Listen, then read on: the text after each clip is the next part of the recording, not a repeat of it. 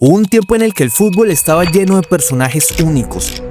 El 10 clásico que caminaba en la cancha esperando el momento perfecto, el delantero que vivía dentro del área y el defensor que simplemente destruía todo lo que pasaba por su zona. Pero si miras el fútbol hoy, muchos de esos roles simplemente desaparecieron, o algunos están por hacerlo, no porque fueran malos, sino porque el juego cambió, la presión es más intensa, los espacios son más pequeños, por eso los jugadores y entrenadores ahora deben hacer muchas cosas más al mismo tiempo. Así que hoy vamos a viajar por la historia para entender algo fascinante, 10 roles del fútbol que dominaron una era, pero que el fútbol moderno terminó dejando atrás.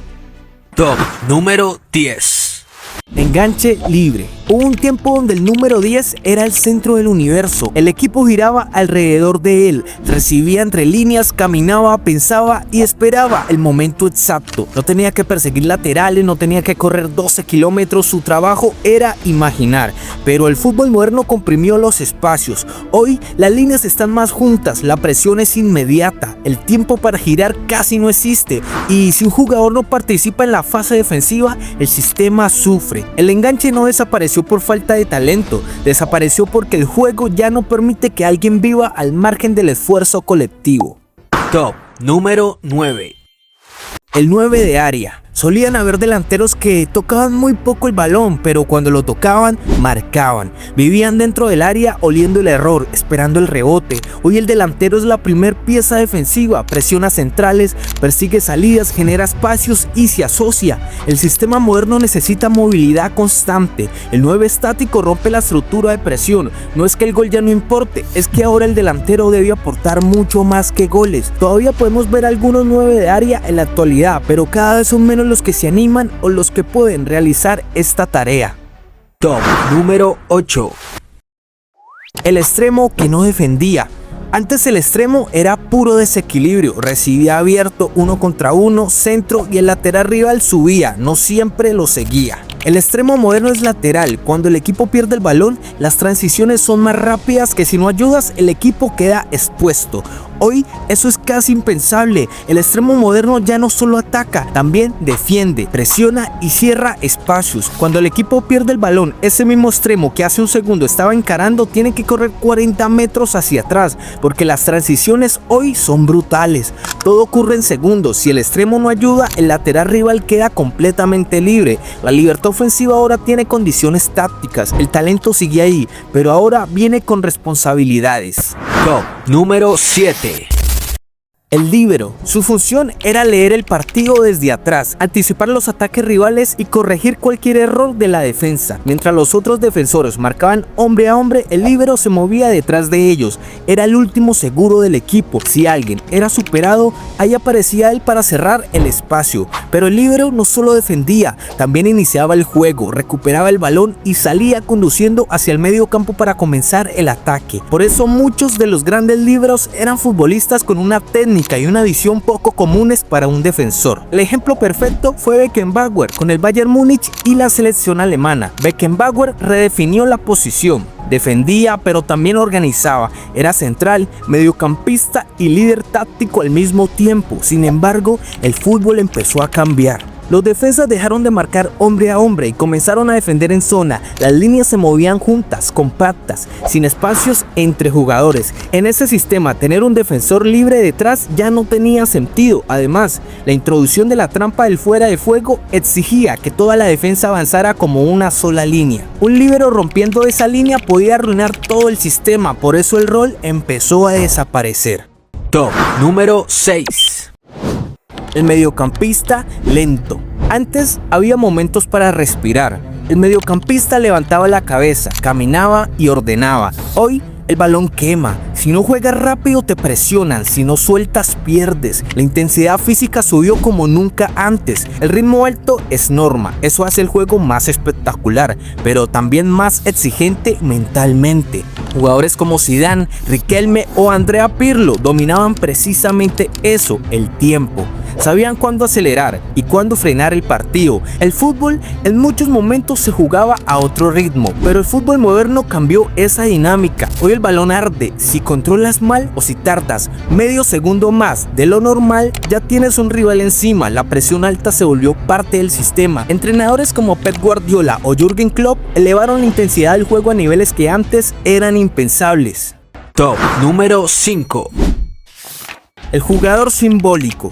No sé si ustedes lo tengan en cuenta, pero habían jugadores que eran un club. No eran parte del proyecto, eran el proyecto. Pensabas en un equipo y pensabas en una figura que lo representaba durante años. Hoy el mercado es más dinámico, los contratos son más estratégicos, las cláusulas de rescisión facilitan salidas. Los proyectos deportivos cambian rápidamente. Un jugador puede pasar por 3 o 4 grandes clubes en menos de una década. La movilidad es mayor, la estabilidad un poco menor, pero esto no implica menos profesionalismo, claro que no, pero implica menos permanencia. Cuando la permanencia disminuye, la conexión emocional entre afición y jugador se vuelve más frágil. Hoy el fútbol es más global, las carreras son estratégicas, los contratos son movimientos de mercado, no es falta de amor, es profesionalismo extremo. El romanticismo perdió terreno frente a la planificación. Top número 4. El entrenador sin táctica. Este puesto es muy peculiar porque antes el entrenador confiaba en su intuición. Hoy casi todo se mide con el análisis del rendimiento, mapas de calor, datos biométricos que registran cada sprint, cada aceleración y cada esfuerzo del jugador. Los clubes tienen departamentos completos dedicados al análisis, científicos del deporte y especialistas en datos. Eso eleva un poco el nivel, pero también reduce la improvisación intuitiva. Entrenadores legendarios como por ejemplo Sachi construyeron equipos históricos sin tener acceso a la enorme cantidad de datos que hoy domina el juego. El fútbol se entendía más desde la sensación del partido que desde los números, pero el fútbol moderno cambió radicalmente ese enfoque. Entrenadores como Pep Guardiola o Thomas Tuchel utilizaban esa información para tomar decisiones cada vez más precisas. Cuándo presionar, dónde atacar, qué jugador está rindiendo mejor. En definitiva, ¿tú crees que el fútbol sea mejor o peor con estos datos? Déjame tu opinión en los comentarios. Top número 3. El jugador con talento pero sin físico.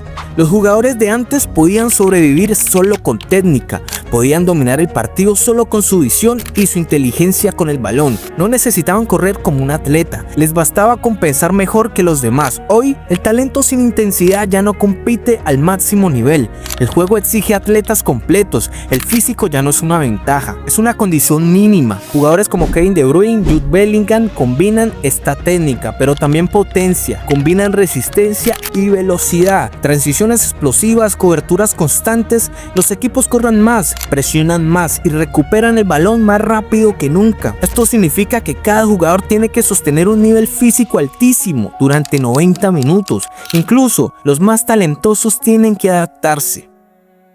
Top número 2.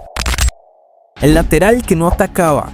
Antes, muchos laterales eran prácticamente centrales abiertos. Su trabajo era marcar al extremo rival, cerrar su banda y despejar cualquier balón peligroso. De hecho, muchos laterales eran prácticamente centrales, jugando en la banda, fuertes en el cuerpo a cuerpo, duros en la marca, pero con poca participación ofensiva. Subir al ataque no era una obligación, era más bien una excepción. De este tipo hubieron muchos jugadores que representaron muy bien este perfil, defensores intensos, cuya prioridad era neutralizar al rival, pero el fútbol empezó a cambiar. Los equipos comenzaron a ocupar más el centro del campo, los extremos empezaron a jugar hacia adentro y de repente las bandas quedaron libres. Ahí apareció una nueva responsabilidad para los laterales, convertirse en una de las principales fuentes de ataque del equipo. Hoy los laterales suben constantemente, centran, generan superioridad, incluso terminan jugadas dentro del área. Top número 1. El portero solo atajador. Tiempo atrás, el portero solo paraba balones. Hoy también debe jugar con los pies y participar en la construcción. Su prioridad era reaccionar rápido, volar hacia los postes y ganar duelos 1 contra 1. Mientras mejor atajara, mejor portero era. No se esperaba que participara demasiado en el juego con los pies. De hecho, muchas veces lo que simplemente se pedía era: recibes el balón, despeja largo. Porteros legendarios como Gianluigi Buffon construyeron gran parte de su carrera siendo especialistas en atajar, reflejos, posicionamiento, liderazgo dentro del área, pero el fútbol moderno empezó a cambiar, incluso en esa posición. Los equipos comenzaron a presionar más alto, a cerrar las líneas de pase, a obligar a los defensores a jugar hacia atrás, y en ese momento apareció un nuevo problema. Si el portero no sabía jugar con los pies, el equipo quedaba atrapado. Por eso hoy el arquero también forma parte de la salida del balón. Muchas veces actúa como un defensor extra. Se posiciona fuera del área para ofrecer una línea de pase, ayuda a romper la presión del rival. Porteros como Manuel Neuer o Ederson llevaron esta idea a otro nivel. No solo atajan, también distribuyen, leen el juego y empiezan ataques desde su propio campo. El fútbol moderno no es el enemigo, es la evolución natural de un deporte que quiso competir al máximo nivel posible. Es más rápido, es más inteligente y más exigente. Pero también cuando se evoluciona siempre se sacrifica algo. Y tal vez lo que extrañamos no son los sistemas, ni los esquemas, ni siquiera los jugadores. Extrañamos cómo nos hacía sentir ese fútbol.